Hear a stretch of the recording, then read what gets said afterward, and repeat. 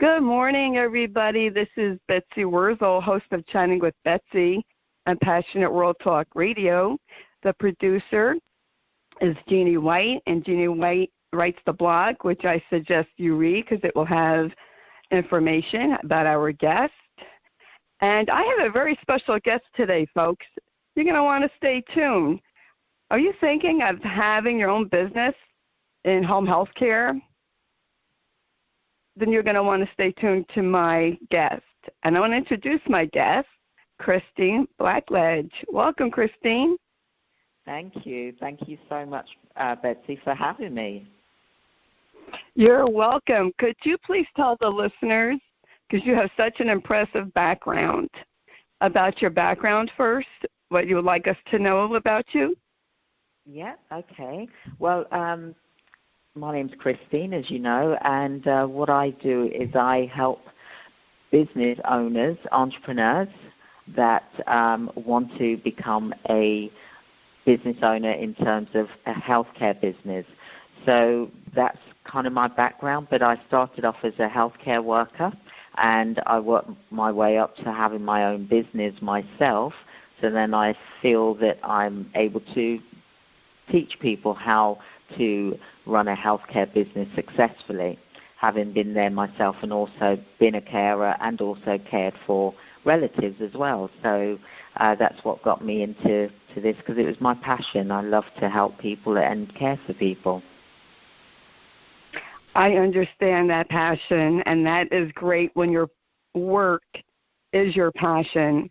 How does someone go about starting their home health care business, or is it home health care, Christine, or is it nursing facilities, or is it both? It's both.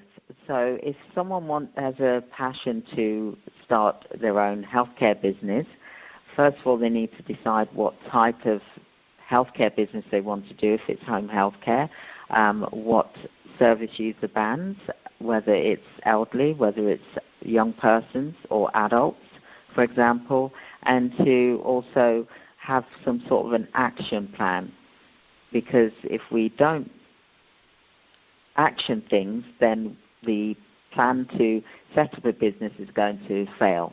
You're going to get lost and distracted. So the first thing I would say is for people to have an action plan and time frame of when they're looking to start their own healthcare business. And in that action plan, you need to basically word things like to set up my company name, to think about what my logo is going to be, to think about the age groups that I'm going to be providing a service to, who is it that I would get business from.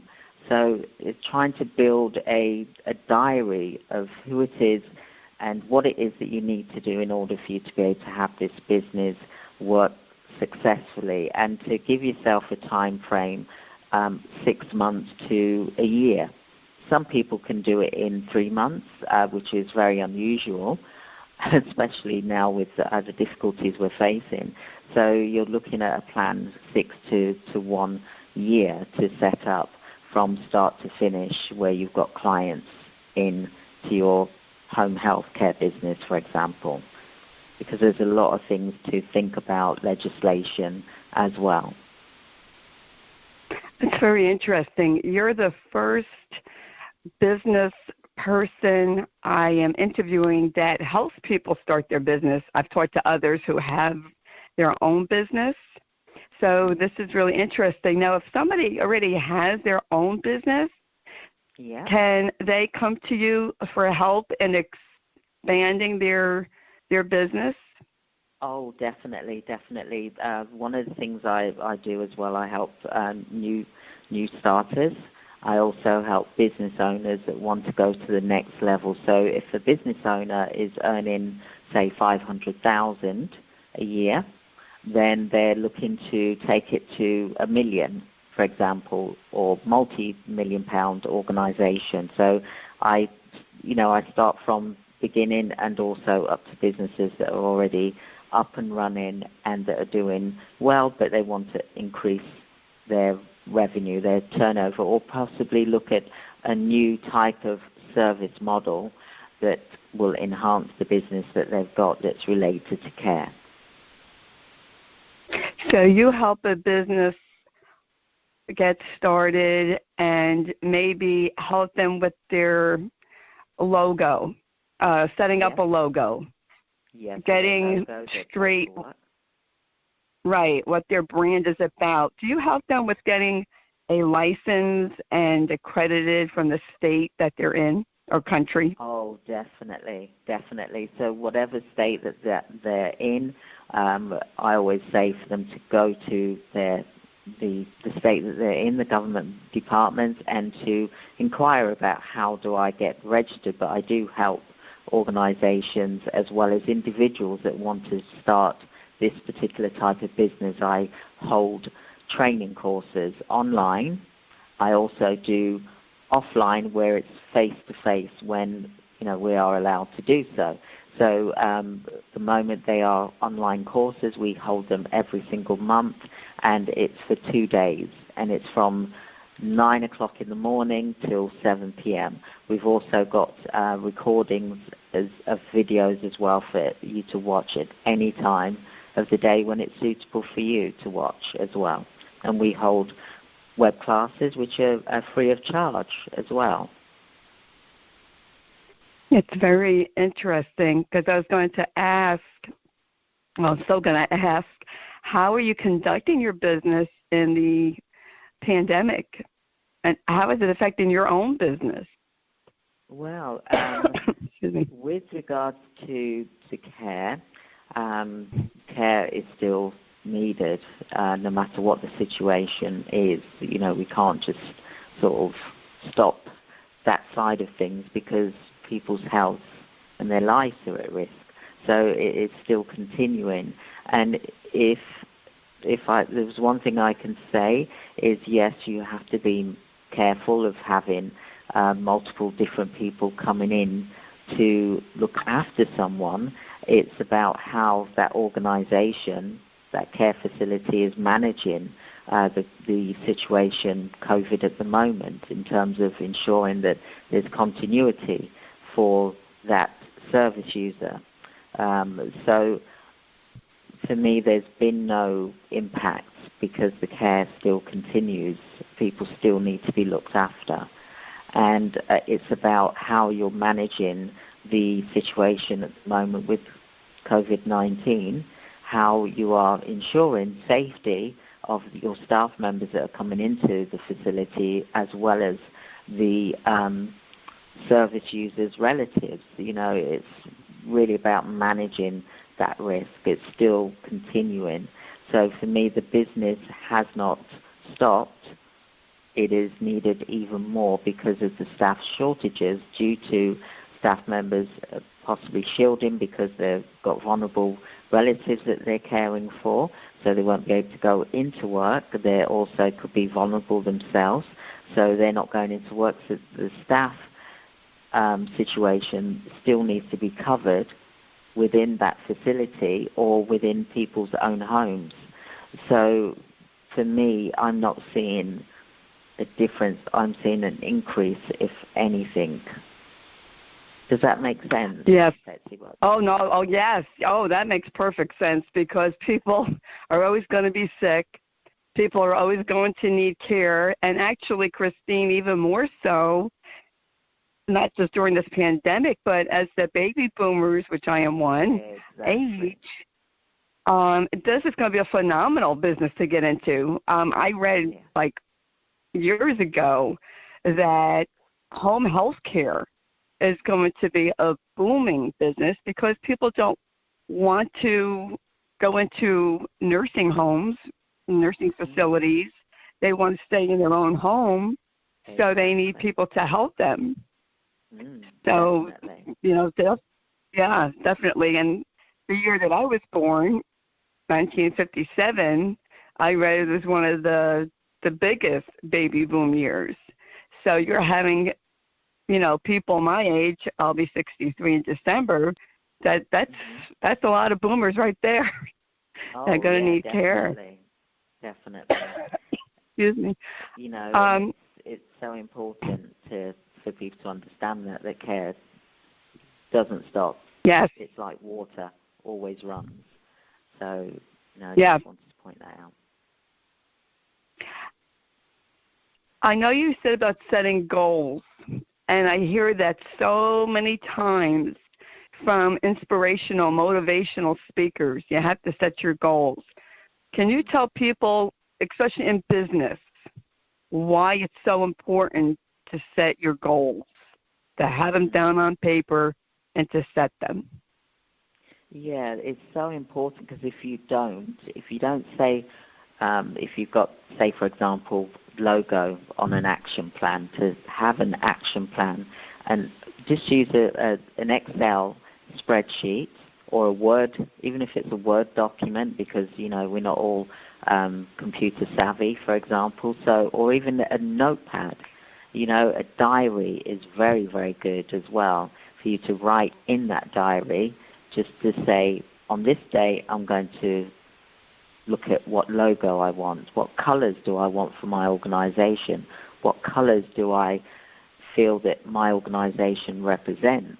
There's lots of colors to do with care and holistic, and just thinking about what colors you want to use for your organization so that you're branding your organization so people want to belong to your organization, whether that's staff members or whether it is a client. So setting those goals, when you're going to set the company up, give yourself a time frame, say of 7 days to think of a company name for your organization. Another example would be business cards. Another example would be telephone. What telephone number are you going to use? Your website, what website name are you going to use? Is that website name, the domain name, relevant to what you want for your organization to be called? All these things, just writing down a list of things, your computer, your internet, your software that you're going to use for your agency, for your home care business, for example, your business plan. Thinking about in terms of, it's okay for me to say 500,000 in the first year. It's about how you're going to make that 500,000. So think about what your rates will be per hour, and that's by doing your research, by contacting other organizations that are already set up to find out what their hourly charge is, and then think about what the average pay is per hour for that staff member, which will give you a good idea of what to charge per hour for your services, for example, if it's home care. Or you may be thinking of working with a care home, for example, and looking at what those weekly fees are going to be.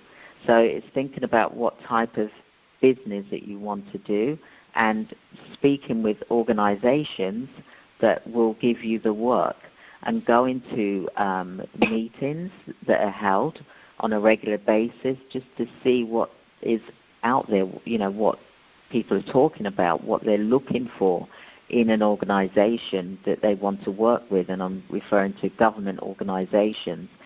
Doing your research, making sure that the market is there, and what type of service users are they looking for in particular that there is a shortage of, that you can then fill that market, fill that gap. You want to be different. You don't want to be the same as someone else. You want to be yourself. That's how I've always said to my clients as well. And I'm, because I've set up different types of businesses myself, I know myself what people are looking for, and to think about why you are different, what's going to make you so different from someone else. Find out what their weaknesses are. Ring them up and see what they're doing wrong. I shouldn't say that in an awful way, but, just to do your market research. That's very interesting, because I know here in the U.S., and especially where I live in New Jersey, there's a lot of home health care. There's a lot of nursing agencies. There's a lot of assisted living, tremendous amount. And I often wondered, if someone were to start a business, how do you stand out from the rest? You have to stand out because I'm sure the market is very competitive. So you help a person to find out how they could stand out from the rest, and making themselves marketable. I like that because, you know, sometimes I tell people, no, I don't have a business degree at all, but if I know someone who's talented in something, I go, you know what, you really should market yourself. Get yourself out there and tell people what you do. And if you fail, you at least tried. It's not really failing. You're trying. You learn from your mistakes. Yeah. So this is fascinating to me. So if I wanted to start my home health agency or open up a nursing facility, you would be the one I would contact to help me make a plan, market myself, do a logo, and work with the legislation, state laws. Yes, definitely, because that's really important. Is the understanding of the state laws and also the policies and procedures that you ensure that you're able to give the client the best possible service that you can provide, which will give them quality outcome. The quality of life is so important. And I'm saying this because it's come from my own personal experience. I've been a carer. I've also, for relatives, I've had carers come in, and it's so important that those carers really do work to the legislation and provide a quality service. It's not about them being paid. It's about providing a quality service so that then the client feels happy and also they feel happy that they've provided a quality service and no one is being rushed. I always look at it from a personal point of view. If I was going into a client, I would see that client as a family member and how I would treat them as a family member. So I would want all of my staff members to be the same caliber, which would be of high standard. And that's something which I'm really passionate about. Oh, yes, I agree, Christine. I worked as a licensed practical nurse, and I always treated my patients and or clients as if they were my own, because that's just how I am. And if I had a business, I would want my employees to have the same philosophy. Definitely. And that is a good slogan, Betsy, as well. Mm-hmm. Treating clients as a family member. So part of the family. It's that kind of making you stand out. I think it's looking at ways you can stand out as an organization from the bigger guys, should I say.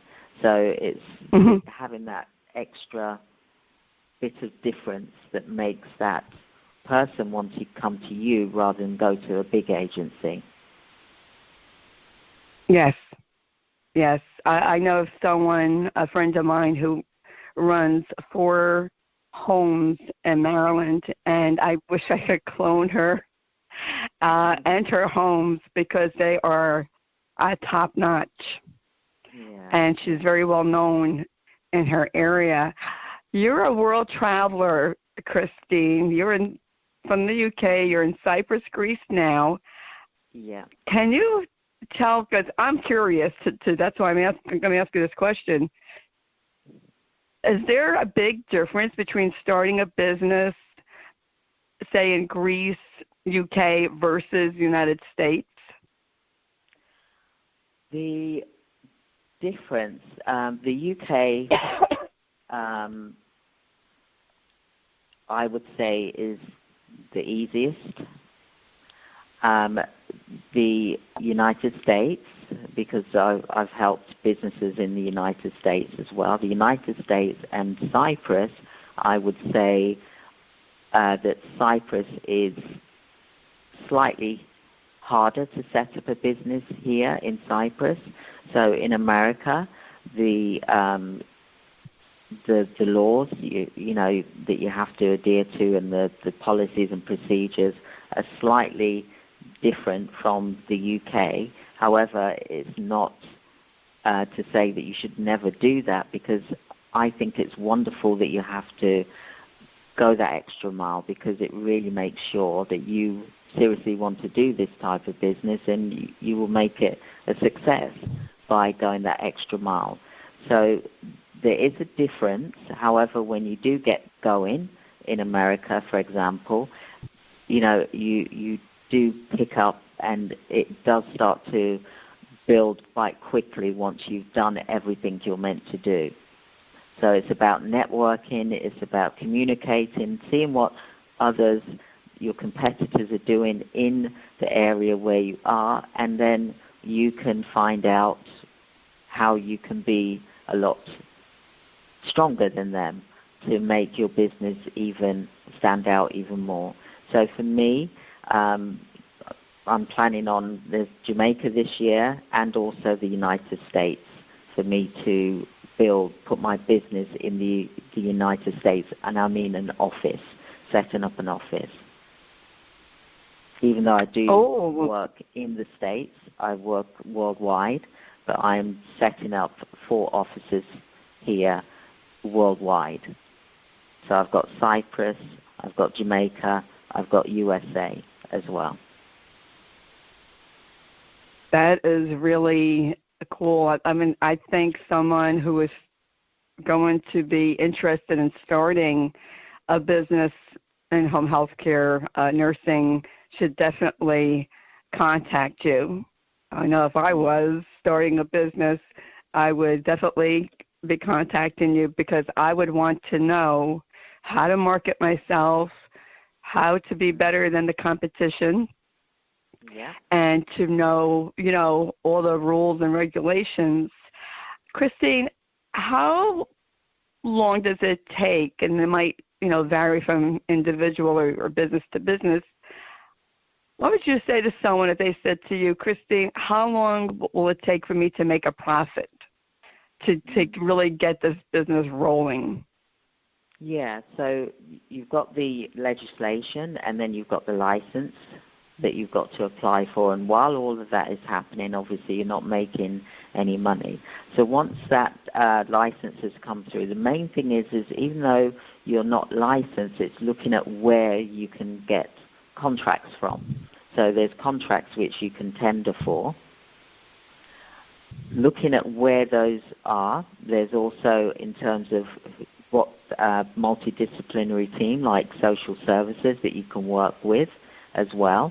So getting to know who it is that's going to be the ones that will be buying your services, whether it's private or whether it is a government organization that's going to use your services.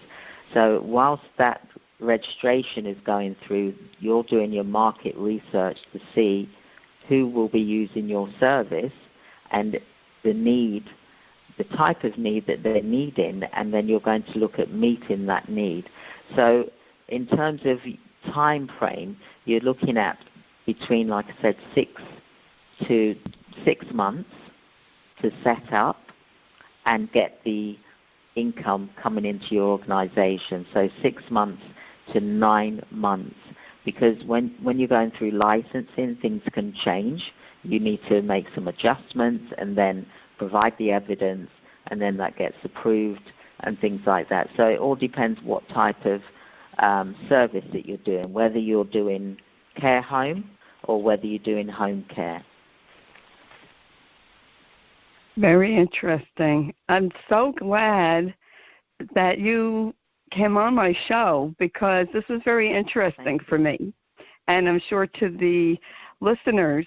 Christine, how do people get in touch with you? My podcast is heard all over the world, So how does someone get in touch with you? I've got a website which is called, the domain name is www.christineblackledge.com. It's my name. And they can, that's easy to remember. Call me. They can also call me on 01903 898 135. That is the UK. However, if they go to my website, and then they can then, like I said, christineblackledge.com, and then they can find my contact details there. We've also got Cyprus, like I said, and but my information is there on my website for contacting me in Cyprus as well as the UK. And look out for me. Very good. I'm coming. Where are you going to set up your office in the U.S.? Do you know yet? It's going to be in Atlanta. Oh, Atlanta, okay. Georgia. Okay.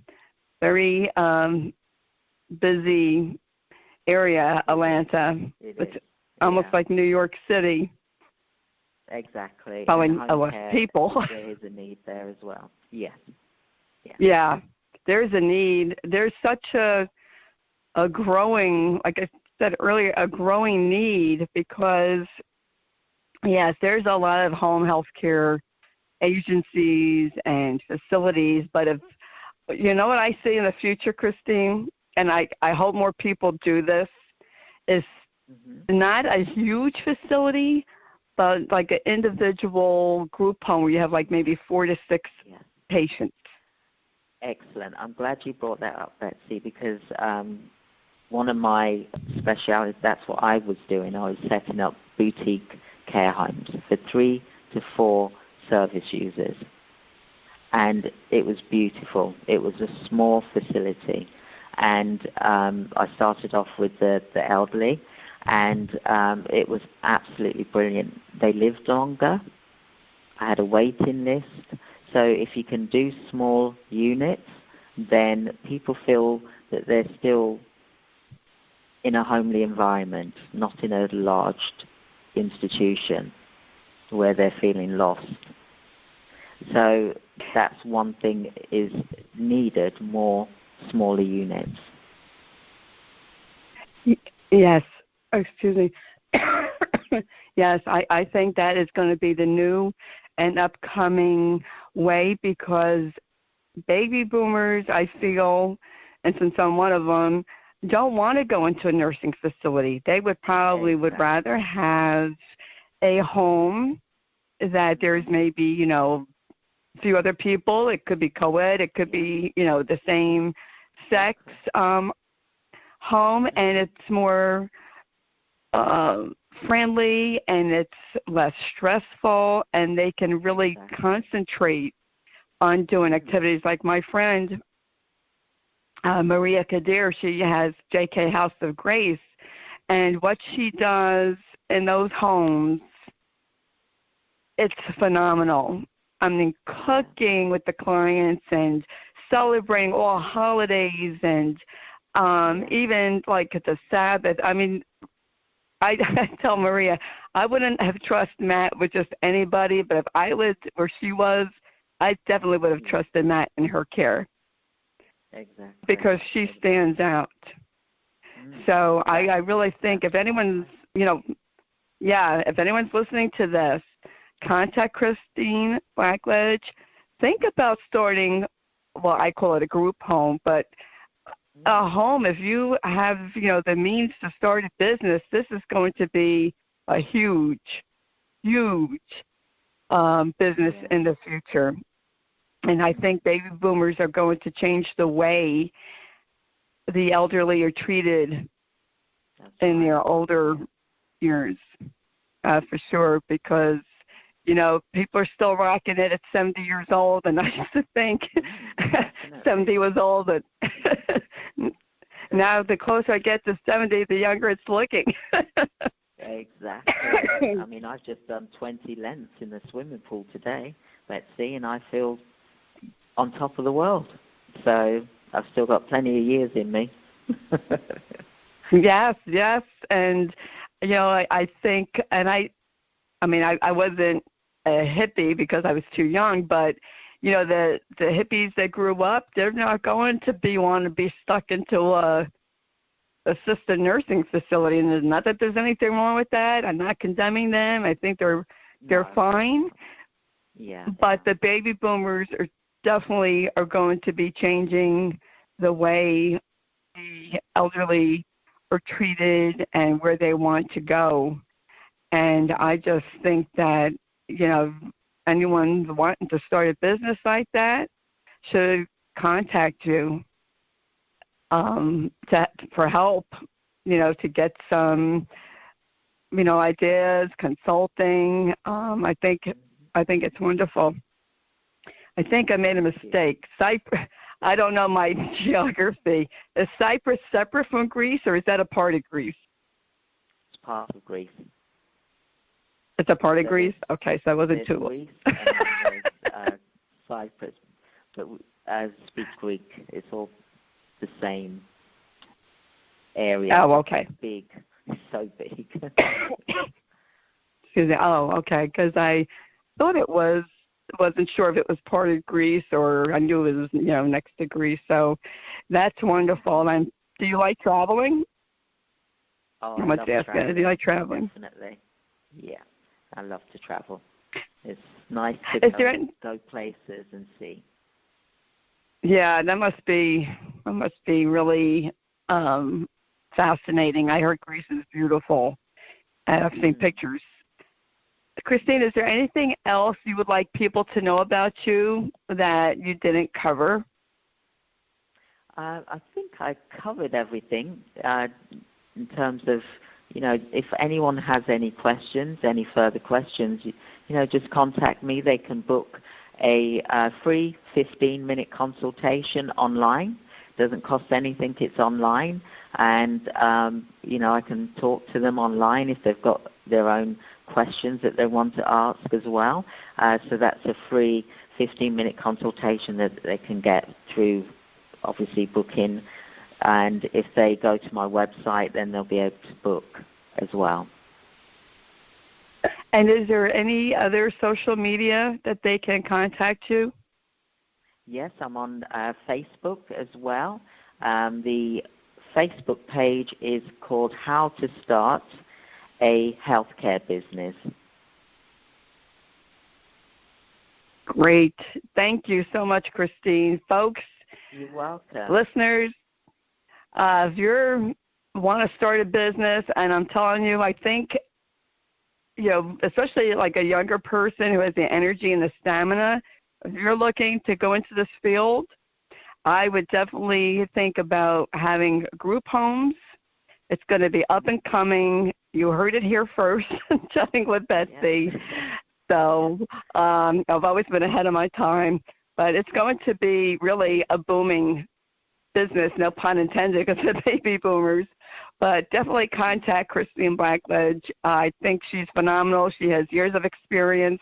Go on her page and look at her background because it is impressive.